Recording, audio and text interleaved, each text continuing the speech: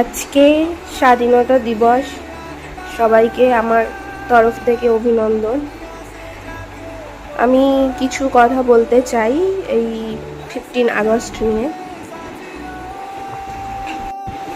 আমাদের স্বাধীনতা দিবসের ভারতের পতাকা উৎপন্ন হয়েছিল 1947 সালে। ঠিক তখন থেকেই আমরা স্বাধীন নই, নামেই স্বাধীনতা দিবস।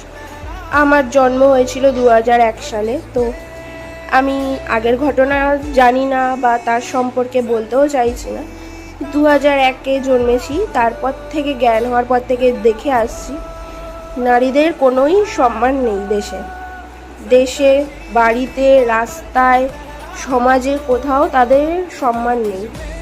তারা হলো গিয়ে তুচ্ছল্য জীবন, যেমন বলে ঠিক আছে জীবন কাটাতে হচ্ছে, কাটাচ্ছি, এমন ধরনের জীবন তাদের জীবন